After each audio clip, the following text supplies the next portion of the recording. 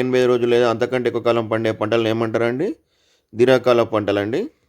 Arabic భాషలో Arabic భాషలో ఖరీఫ్ పంట ఏంటండి? వర్షం అండి. రబీ అంటే చలికాలం అండి. క్రింది వాటిలో ఏది రబీ పంటకు ఉదాహరణ? శనగలు మీకు గుర్తుపెట్టుకోమన్నానే పప్పు దినుసులు అంటే పోపు దినుసులు ఏంటండి? జీలకర్ర, ఆవాలు, ధనియాలు, శనగలు ఈ విధంగా గుర్తుపెట్టుకోమని చెప్పాను అండి. గోధుమ మొక్కలు పుష్పించడానికి రాత్రికాల సమయం ఎంత ఉండాలి? తక్కువగా ఉండాలండి. 12:30 గంటల కంటే 12:30 గంటల కంటే తక్కువగా ఉండాలి. ఒరేజస్ సటైవా వరికి ఒరేజా అని పేరు పెట్టింది ఎవరండి? లినేయస్ అండి. ఆసియా ఖండంలో పండించే ప్రధాన రకం ఏంటిదండి? ఒరేజా సటైవా, ఒరేజా గ్లాబేరియా ఆఫ్రికా, గ్లూమోప్లాటిలా అమెరికా అండి. విత్తనాలు చేతితో పొలాలు చల్లడాన్ని ఏమంటారండి? బ్రాడ్కాస్టింగ్ అండి. డ్రిల్లింగ్ కాదండి, బ్రాడ్కాస్టింగ్. డి కరెక్ట్ ఆన్సర్ అండి. శ్రీ వరి సాగు పద్ధతిలో ప్రధాన లక్ష్యం ఏంటండి? వీటి మధ్య దూరం ఎక్కువ అంటే మొక్కల మధ్య దూరం ఎక్కువగా ఉండాలండి. డి కరెక్ట్ ఆన్సర్ అండి. కీటకనాశుల దుష్ప్రభావాలపై సైలెంట్ స్ప్రింగ్ పుస్తకాన్ని రచించింది ఎవరు? రేచల్ కార్సన్ అండి.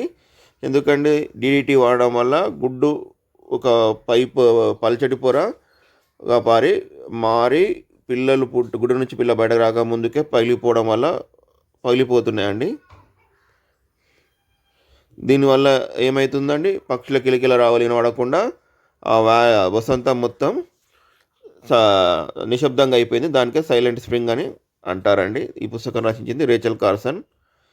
విత్తనాల కొరత మరియు జన్యుపర మార్పుల గురించి క్రింది వాటిలో అబద్ధమేది? జన్యుపరంగా మార్పు చేసిన విత్తనాల నుండి వచ్చిన గింజలు తిరిగి మొలకెత్తలేవండి. అవును, మొలకెత్తలేవండి. జాతీయ విత్తనాభివృద్ధి సంస్థ వివిధ రకాల విత్తనాలను భద్రపరుస్తుంది. కరెక్టేనండి.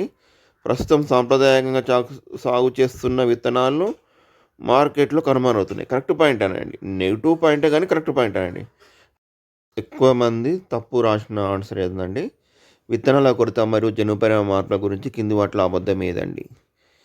అయితే మార్కెట్ నుండి లభించే విత్తనాలపై రైతులు ఆధారపడుతున్నారండి. పూర్తిగా ఆధారపడి రైతు స్థాయిలో విత్తనాల లభ్యత లభిస్తలేదండి. సుస్థిరతను అందుకే పొందుతలేరండి. ఇక్కడ చూడండి, జాతీయ విత్తనాభివృద్ధి సంస్థ నేషనల్ సీడ్ డెవలప్మెంట్ కార్పొరేషన్ వివిధ రకాల విత్తనాలను భద్రపరిచి ప్రోత్సహిస్తుంది. ప్రస్తుత కాలంలో సంప్రదాయంగా సాగు చేస్తున్న విత్తనాలు కనుమరుగవుతున్నాయి. ఇలా ఎందుకు జరుగుతుందో ఆలోచించండి. మార్కెట్ నుండి లభించే విత్తనాలపై రైతులు ఆధారపడకుండా రైతు స్థాయిలో విత్తన లభ్యతలో సుస్థిరతను ఎలా పొందాలి అంటే సుస్థిరత పొందలేదనే కాదండి, అర్థం కాదండి. ఓకేనండి. దీనినే నేను స్టేట్మెంట్గా మార్చి మీకు ఆప్షన్ ఇచ్చానండి. ద్విజల బీజ కలుపు మొక్కలకు నివారించడానికి ఉపయోగించే కలుపు నాశిని ఏది? 2,4-D అండి. విత్తనాల ఎంపిక కోసం ఒక విద్యార్థి గింజలను నీటిలో వేసి పరీక్షించాడు. దీనికి సంబంధించిన క్రింది వాటిలో తప్పు నిర్ణయం ఏది? నీటిపై తేలే గింజలు బరువు తక్కువ ఉన్నందున వాటిని తొలగించాలి. అవునండి. నీటిలో తేలే విత్తనాలు బరువు తక్కువ ఉంటాయండి. బరువు తక్కువ ఉంటే అవి మొలకెత్తాయండి. నీటిలో మునిగిన గింజలు ముడతలు పడి నాసిరకంగా ఉంటే అవునండి. నీటిలో మునిగిన గింజలు ముడతలు పడి అండి కరెక్ట్ పాయింటే కండి అది. ఓకేనండి. నీటిలో మునిగిన గింజలు ఆరోగ్యవంతమైనవి మరియు బరువుగా ఉంటాయి. మునిగిన గింజలు ఆరోగ్యవంతమైనవి కావండి. ఓకేనా. తేలే గింజల కంటే మునిగే గింజలే బాగా మొలకెత్తాయి. కరెక్టేనండి.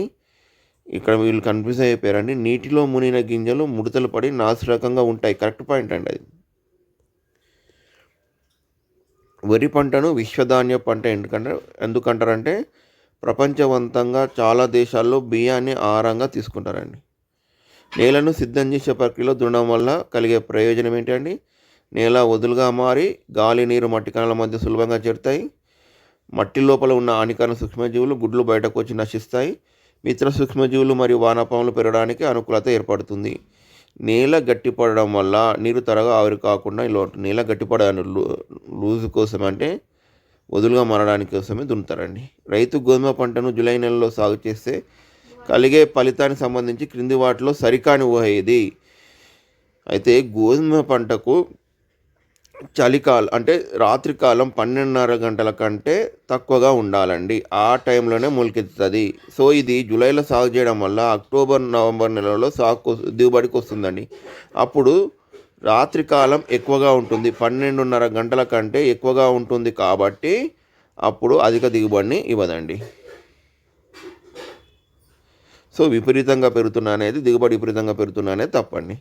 వేరుశనగ పంటలో ఆకులపై మచ్చలు ఏర్పడే శిలీంధ్ర వ్యాధిని ఏమంటారు? టిక్కా తెగులండి. సోయా చిక్కుడు ఏ రకమైన పుష్పించే మొక్కకు ఉదాహరణ? దీప్తికాల తటస్థ పంట అండి.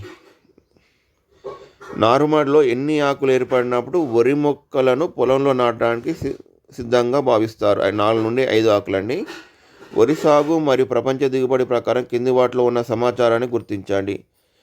భారతదేశంలో హెక్టార్కు వరి దిగుబడి చైనా కంటే తక్కువగా ఉంటుందండి. వరి సాగు విస్తీర్ణంలో కానీ చైనా కంటే భారతదేశం ముందుంటుంది. ఇది కరెక్ట్ పాయింట్ అండి.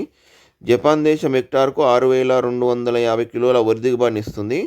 ప్రపంచంలో వరి పండించే అత్యధిక విస్తీర్ణం గల దేశం భారతదేశం అని, కానీ దిగుబడి మాత్రం తక్కువగా ఉంటుందండి. ఒక నిమ్మ చెట్టు ఆకుపై గోధుమ వర్ణ మచ్చలు ఉండి ఆకులు రంగును కోల్పోయి ఉంటే సంబంధించిన కింది వాటిలో తప్పు నిర్ధారణ ఏదండి? ఈ వ్యాధి బ్యాక్టీరియా వల్ల వచ్చే ప్రమాదం అవకాశం ఎక్కువగా ఉందండి. రసం పీల్చే పురుగులు ఈ వ్యాప్తికి వాహకాలుగా పనిచేస్తే వైరస్ సోకడం వల్ల కూడా ఆకులు ముడిచిపోయే అవకాశం ఉన్నదండి. ఆకులపై మచ్చలు కేవలం ఎండ ఎక్కువగా ఉండడం వల్ల మాత్రమే ఏర్పడతాయి. తప్పండి. ఓకే అండి, బాగా రాశారు.